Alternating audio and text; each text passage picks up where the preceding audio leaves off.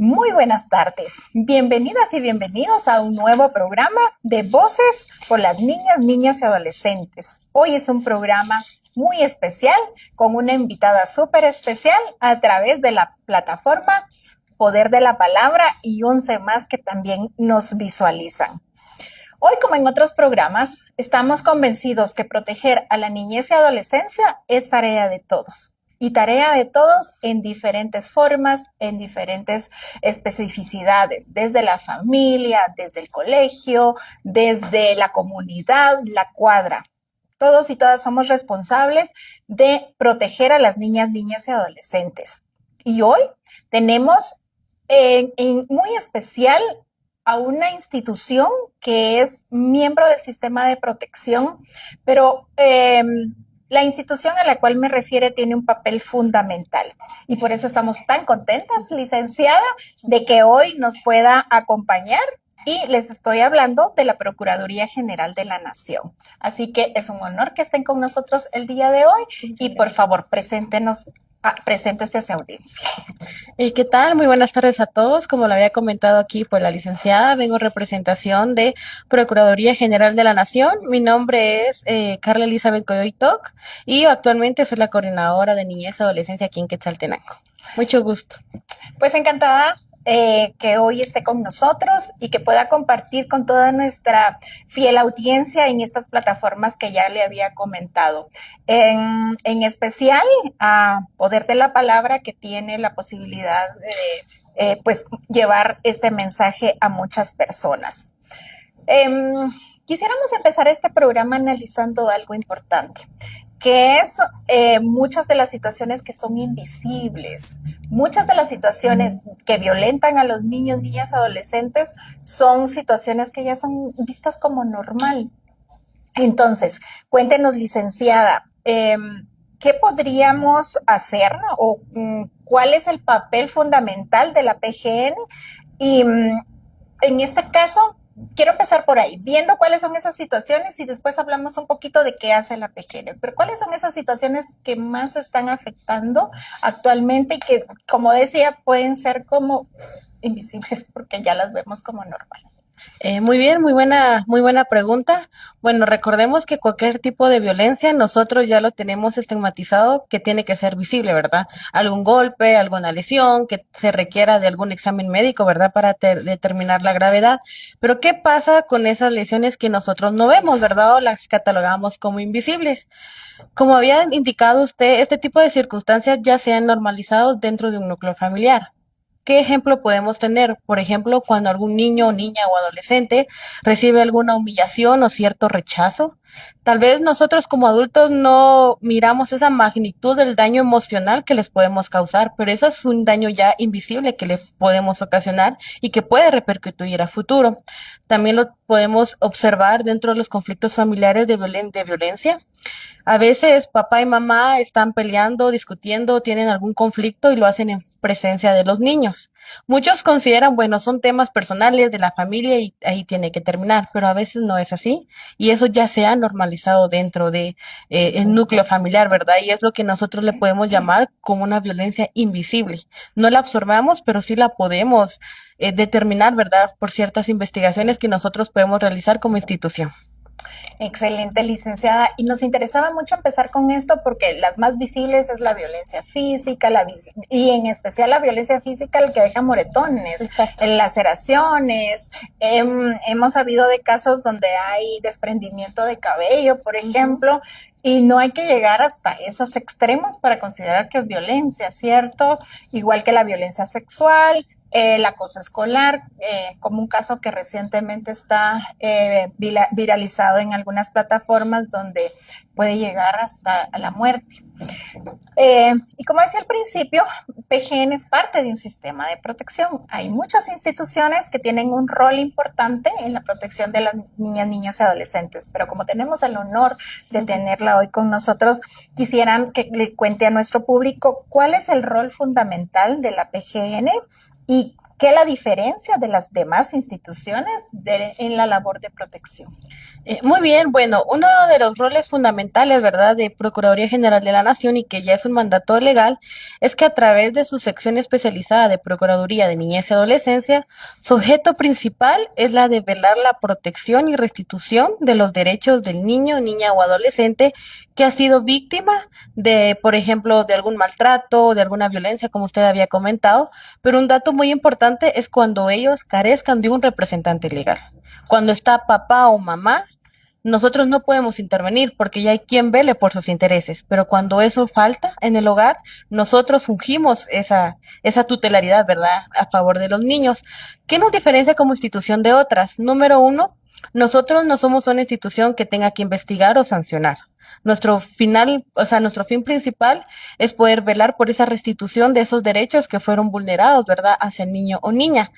Por lo que nosotros de manera coordinada, ¿verdad?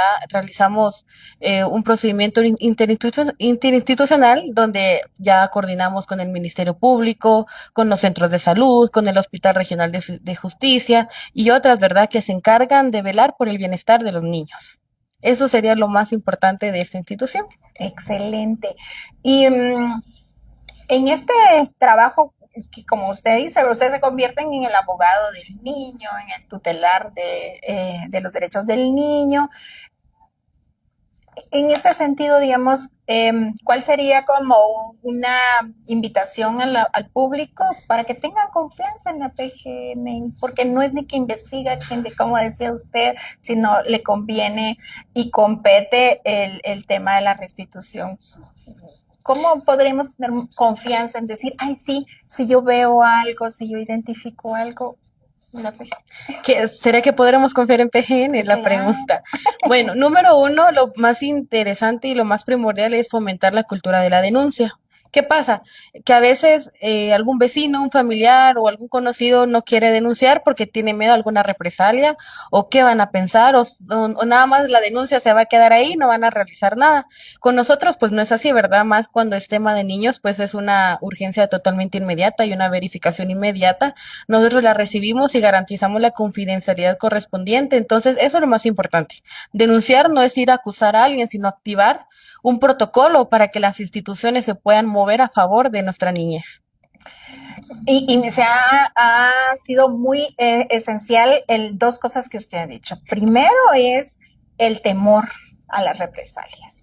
Yo estoy segura que si a quienes nos escuchan y nos ven les preguntáramos ahorita si en alguna ocasión han tenido posibilidad de identificar alguna situación de un niño o niña adolescente que está siendo vulnerado en sus derechos, pero que el miedo a las represalias, incluso pues cuando estamos en la misma casa, a veces compartiendo con la demás familia, cómo denunciar al primo, al cuñado, incluso al esposo o la esposa, ¿verdad?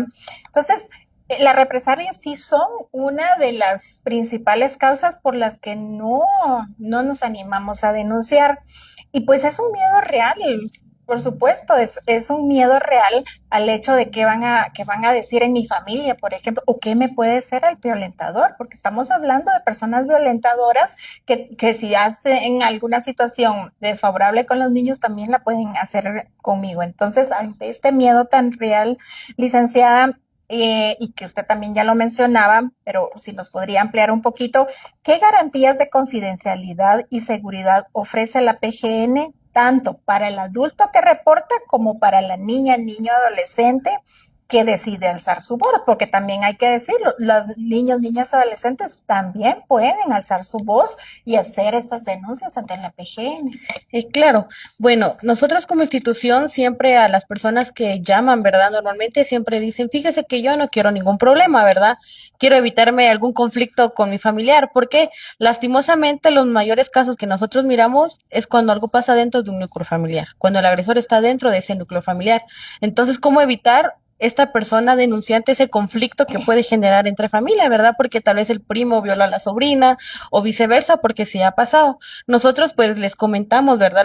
Tenemos una persona encargada que recibe la denuncia y pues esta persona está capacitada para indicarle, mire, usted puede denunciar porque es una obligación también, hasta es un delito no denunciar cuando nosotros tenemos conocimiento de un hecho que puede poner en riesgo la vida de un niño o su integridad física, ¿verdad? Que lastimosamente es lo que más se da, pues les comentamos que la denuncia puede ser anónima. ¿Qué quiere decir? Que durante todo el proceso que se inicie no le vamos a decir es que don Juan denunció a Pedro. No, eso no va a ser así, sino que se va a manejar con la mayor confidencialidad posible para evitar que surjan estos conflictos. Ahora, ¿qué pasa con el niño o niña?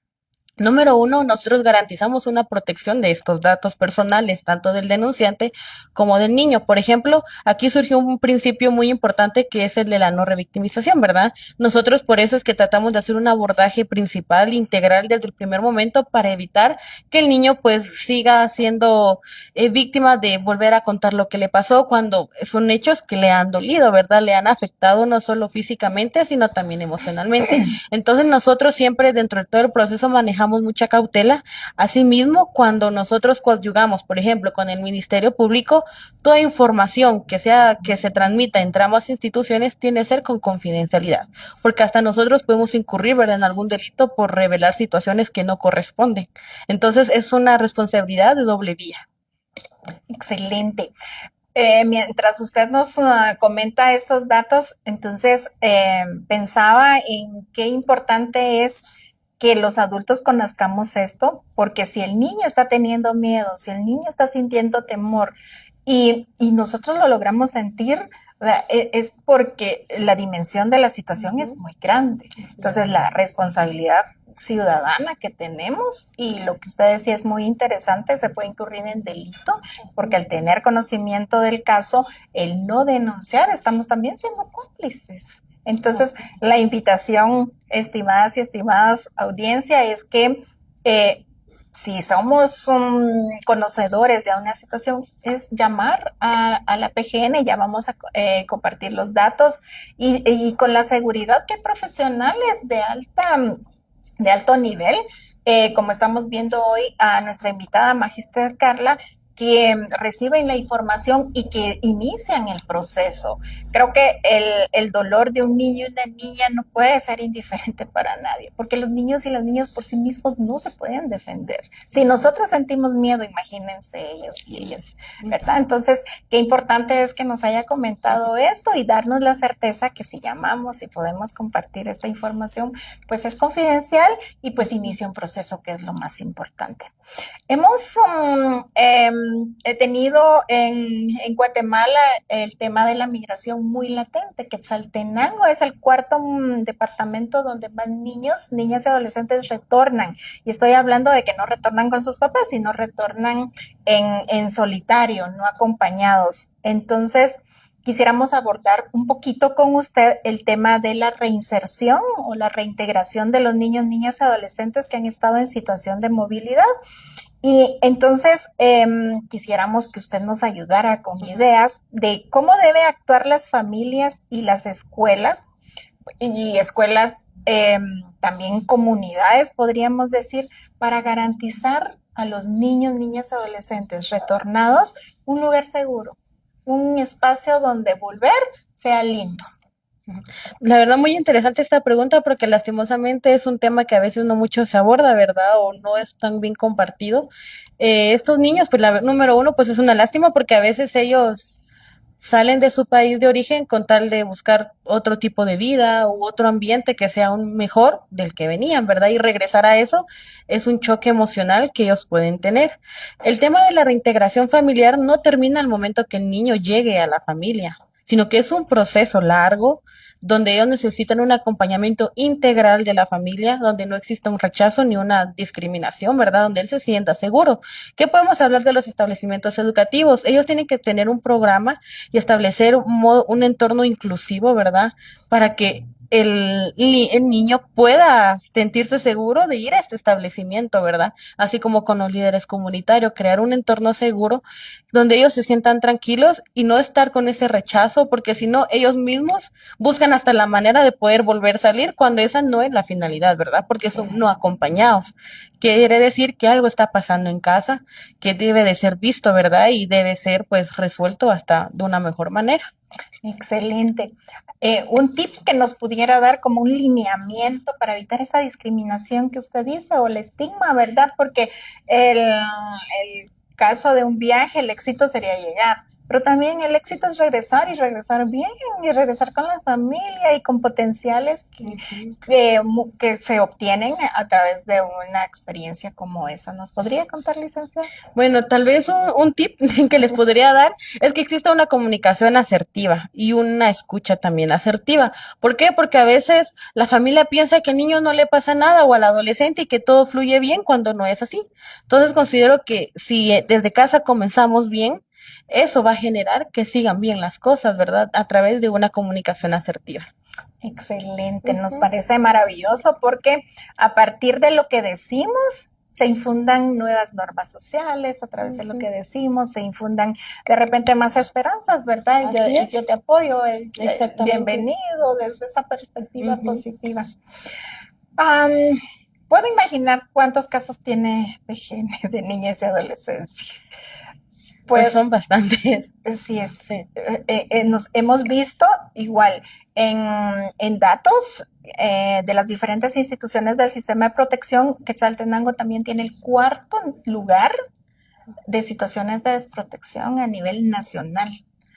Le antecede como San Marcos, Huehuetenango y Quiché, pero cuarto lugar es interesante. Entonces, licenciada, para nosotros es muy valioso y muy importante que hoy con la experiencia y también el conocimiento científico y técnico que usted tiene en el tema de niñez podamos hablar de casos. Ujú, ¿Le claro que parece? sí. Ujú. Muy bien. Entonces, quisiéramos como contrastar, ¿verdad?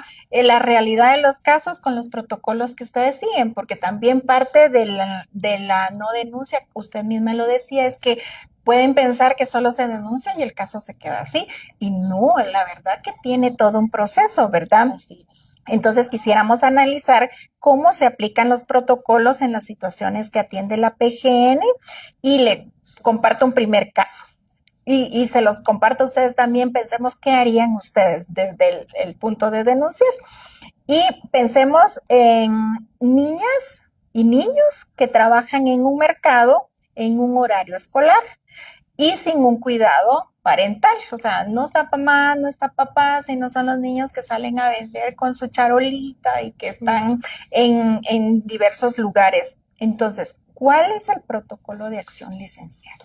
Muy bien, creo que este caso ya es muy sonado en Quetzaltenango y lo asocio mucho con los niños de los semáforos.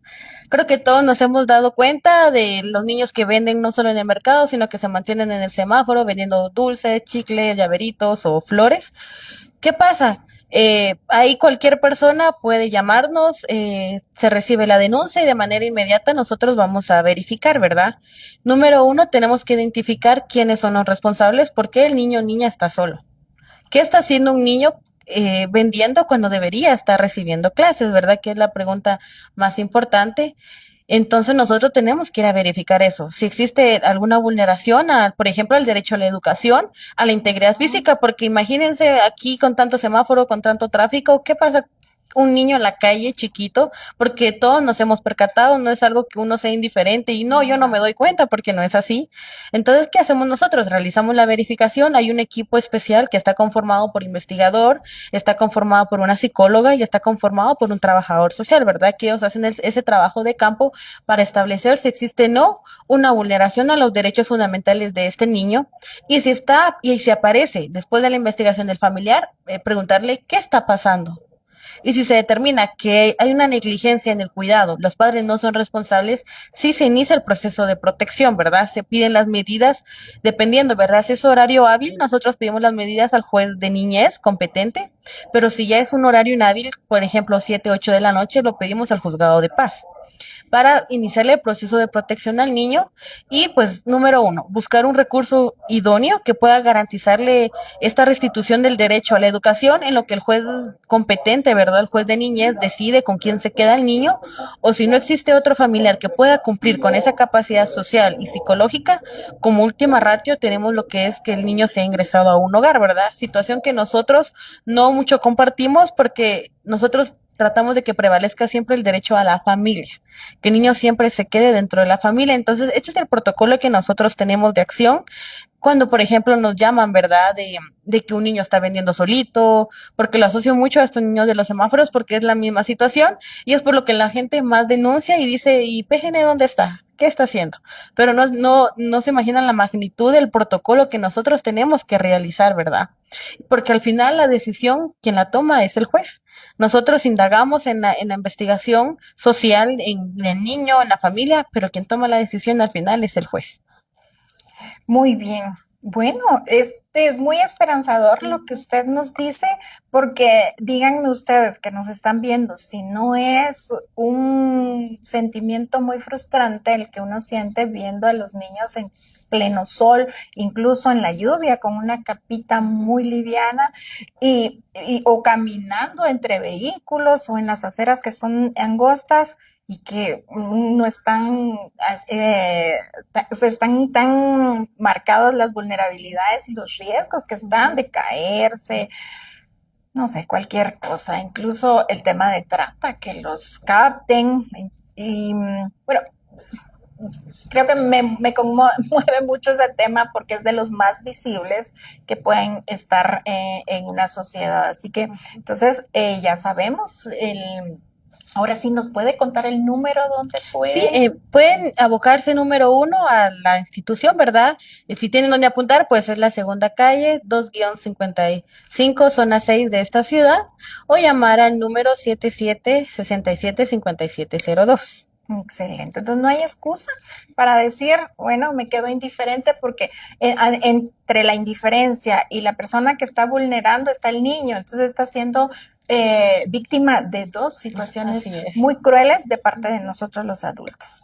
Vamos con un segundo caso, licenciada. Está bien. Imaginémonos que un maestro activa una alerta porque un niño de 10 años presenta golpes visibles, descuido en su higiene y un cambio drástico en su conducta debido a la violencia en su hogar. ¿Qué hace PGN en este caso? ¿Qué haría? Bueno, esta es una cadena porque lastimosamente a veces los niños no cuentan de manera directa qué les está pasando, sino que a veces un adulto debe ser un poquito más inteligente y más perspicaz para notar que algo está pasando en los niños, ¿verdad? Como usted me está comentando en el caso, pues hay cierto comportamiento extraño y sí hay un golpe visible. Cada establecimiento debe de tener un protocolo. ¿Qué quiere decir? Bueno, el maestro ya se dio cuenta de esta situación, se lo tiene que comunicar al director, ¿verdad? ¿Qué hacen? Pues nos llaman. Fíjese que le habla el director de tal centro educativo y está pasando esta situación. Entonces nosotros llegamos a este centro educativo y hablamos con el niño de manera separada, ¿verdad? Normalmente lo atendemos, ya nos atienden en la oficina del director y hablamos con el director y tratamos de localizar, ¿verdad? Ya los padres, ¿verdad? Del niño para ver qué está pasando. Si se determina, por ejemplo, que el progenitor es el agresor, ¿verdad? Que él es el que está cometiendo el delito de maltrato contra personas menores de edad, porque sí hay un delito. Entonces nosotros lo que hacemos es una separación. Está catalogado como normalmente le llamamos rescate, ¿verdad? Pero es una separación del niño de su núcleo familiar, donde nosotros, como le había comentado, iniciamos ese protocolo y nos llevamos al niño al juzgado para pedir medidas y dejarlo con otro familiar en lo que el juez decide o en última situación, ¿verdad? Que sea ingresado a un hogar, pero nosotros nos apersonamos a este centro educativo para hablar, ¿verdad? ¿Qué pasó hablar con el maestro, qué está pasando y hablar específicamente con el niño? A veces los niños no dicen mayor situación por miedo, ¿verdad? Que vaya a pensar papá, mamá, que le estoy señalando, que le eché la culpa, ¿verdad? Porque eso pasa. Pero hay un principio a nosotros que es el principio de creer. Si para mí el adulto dice que es negro, pero a mí el niño me dice que es blanco, ¿a quién le creo? Le tengo que creer al niño porque mi trabajo es velar por su protección. Entonces, eso es algo que nosotros siempre enfatizamos en el niño, ¿verdad? Que tengan la confianza, ¿verdad? De que nos cuente qué está pasando. A veces ellos, a veces necesitan otra herramienta para que puedan hablar, entonces ya interviene la psicóloga. Es por eso que en cada verificación de denuncia y más en estos casos siempre está una psicóloga, porque tiene las herramientas necesarias para poder abordar al niño conforme a su madurez, ¿verdad? Sí. Y de esta manera poder garantizar, ¿verdad? El mejor mecanismo idóneo para garantizar esa protección y esa restitución del derecho que necesita. Increíblemente potencial es que un maestro cuente Así es. Llame a PGN. Nosotros que trabajamos como parte del sistema de protección en asistencia técnica, oficinas, nos hemos dado cuenta que hay muchos cuellos de botella entre una situación de vulneración, la escuela y las instancias del sistema. Porque pues son los maestros quienes están con los niños, quienes los conocen, incluso podríamos pensar que los niños pasan más tiempo en la escuela que con sus papás. Entonces, este hecho fundamental nos manda a pensar que si el maestro no es la voz del niño, la situación va a continuar. Y por supuesto que una denuncia, una alerta va a traer incomodidades. Dígame si no, licenciada. Así es. Va a traer incomodidades, va a traer circunstancias diferentes a la que se está viviendo, pero cualquier situación diferente que puede traer el proceso de protección es totalmente válido y necesario para que los niños, niñas y adolescentes dejen de vivir las vulneraciones en su hogar, que si dicho sea de paso, pueden tener repercusiones en adelante, en su vida adulta, y en los mismos estudios. Por eso es tan importante que los maestros tengan ese ojo clínico, porque el vivir en violencia puede ser un motivo también para que no estén aprendiendo, no estén pues potenciando todas sus habilidades en la escuela, porque quien con miedo, quien con dolor, pues está aprendiendo y viviendo de una manera, porque en la escuela uno también va a divertirse.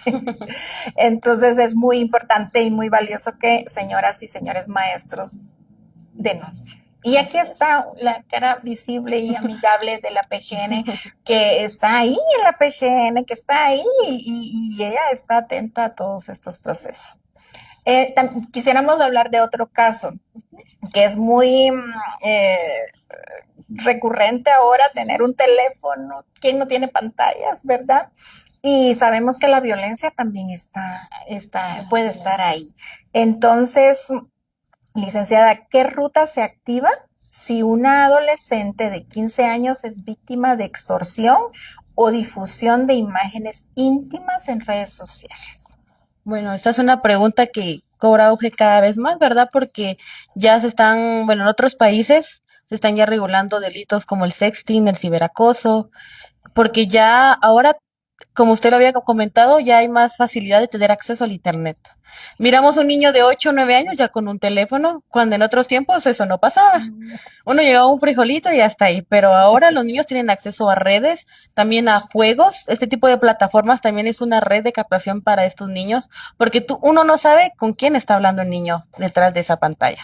Pero ¿qué pasa en estas situaciones? Aquí hay dos. Número uno, si digamos, yo, papá y mamá, me doy cuenta que a mi hija la están extorsionando con unas imágenes íntimas, pero yo, papá y mamá, estoy colaborando y quiero ver qué hago por mi hija, me aboco yo al Ministerio Público a presentar la denuncia. Y el Ministerio Público es el encargado de investigar, ¿verdad?, a la persona que está cometiendo este delito. Pero ¿qué pasa si papá y mamá lo saben y no hacen nada? No le importa el interés de su hija. Ahí nosotros entramos, porque si papá y mamá no están atentos al interés que tenga la hija, nosotros tenemos que accionar e intervenir en este tipo de casos.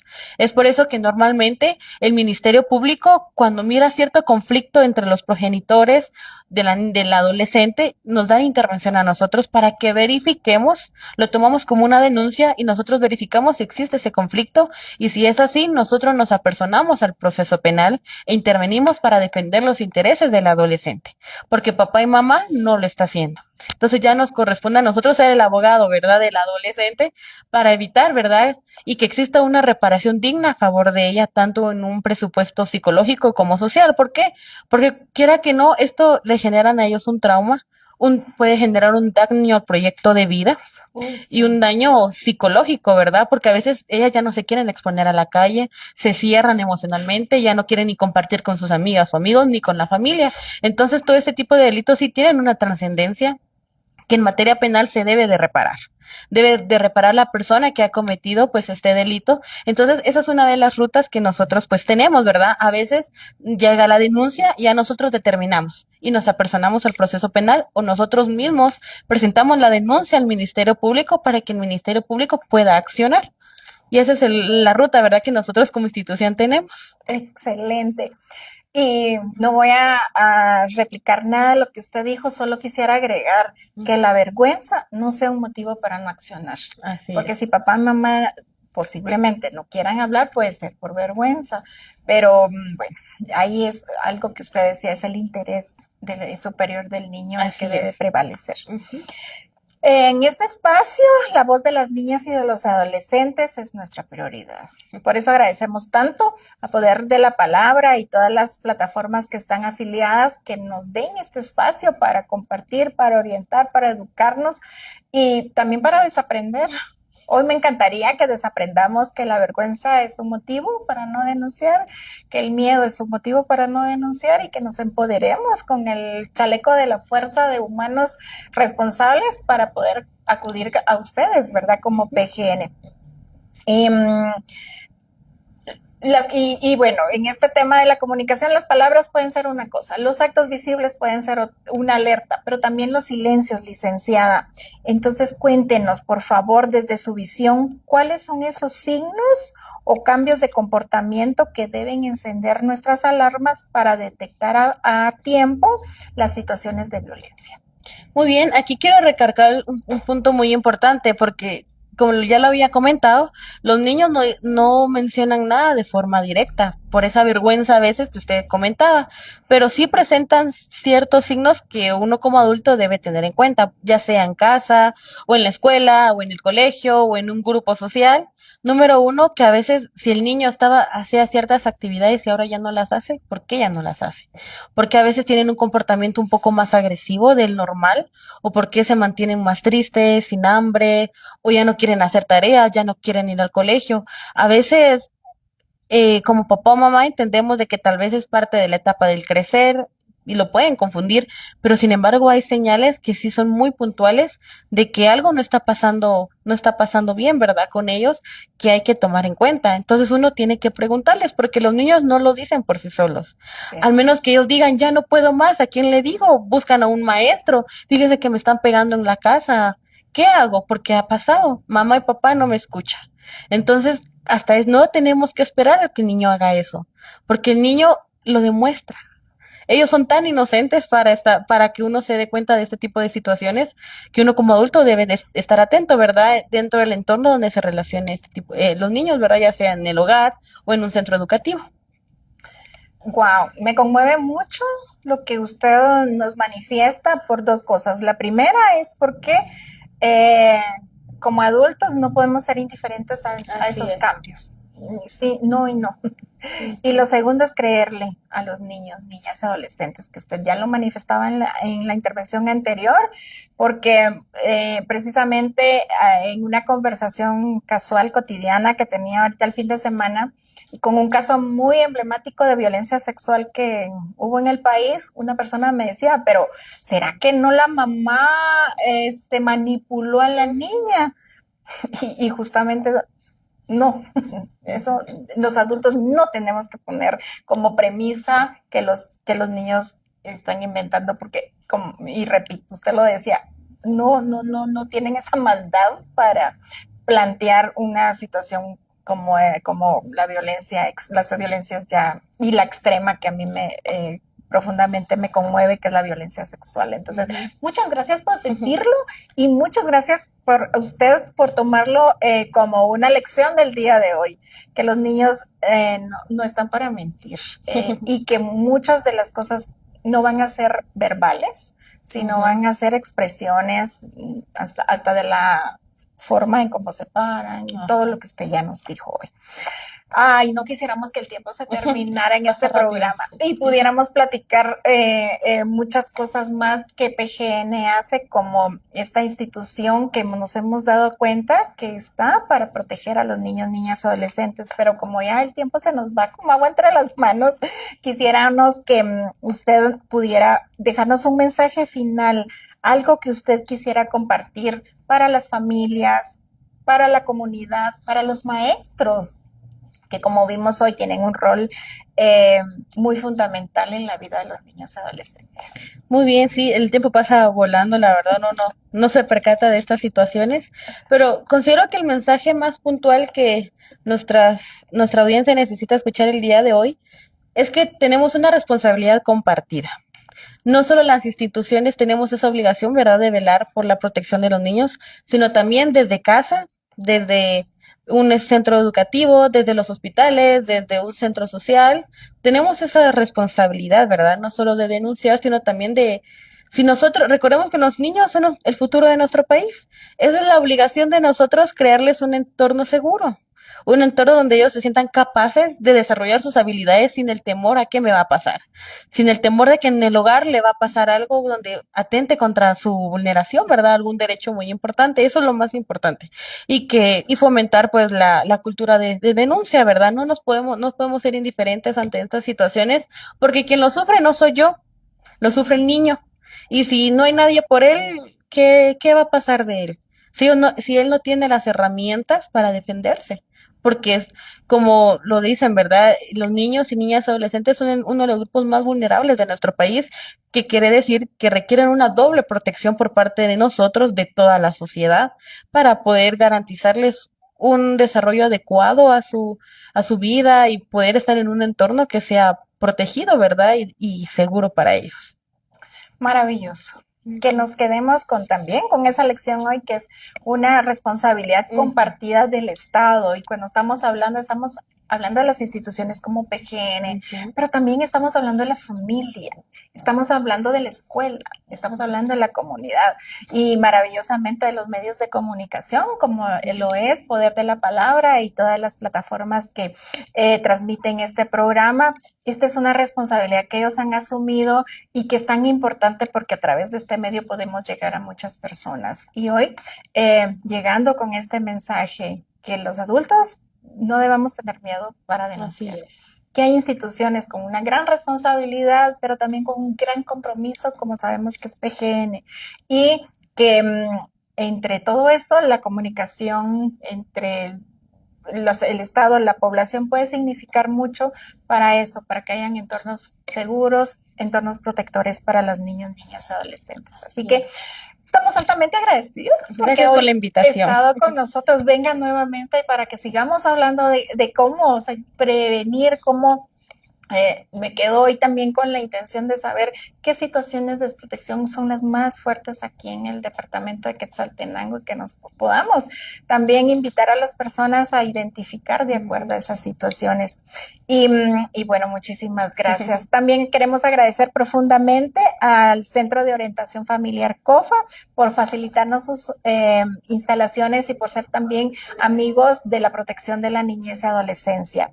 Recordemos que cada palabra, cada acción y cada gesto de cuidado puede marcar la diferencia. Prevenir la violencia y todas las situaciones de desprotección es proteger los sueños de las niñas y adolescentes, porque en la infancia se cimientan las bases para una vida productiva y feliz.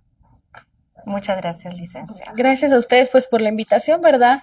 Creo que es importante que la sociedad conozca las funciones de esta institución, porque a veces dicen, ¿y PGN qué se dedica? Solo va a traer a los niños y se los lleva. Y no es así, ¿verdad? Es un proceso totalmente amplio porque miramos muchos aspectos, ¿verdad? De las cosas que más llevamos nosotros aquí en la ciudad son maltrato contra personas menores de edad, no solo un golpe, sino también decirles palabras ofensivas. Hay mucha agresión sexual, mucha violencia sexual. Y lo más triste es que no es que el agresor sea una persona ajena, sino que lastimosamente es dentro del núcleo familiar.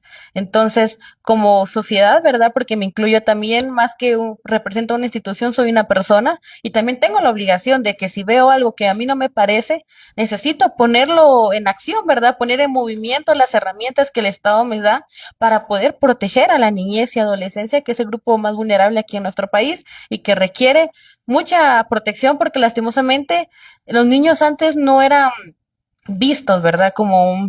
Necesita protección, sino que es algo que se ha venido luchando recientemente. No estamos hablando no de 50 años atrás, sino que es algo que en los últimos años cobra más auge porque lastimosamente son el punto más débil para ser víctimas, por ejemplo, de algún delito. Si miramos niños que están siendo explotados laboralmente, pues ya hay un delito que se trata de personas. Este tipo de acciones se encuadran en este delito. No solo la trata de personas se encuadra en una modalidad de explotación sexual, sino también como explotación laboral.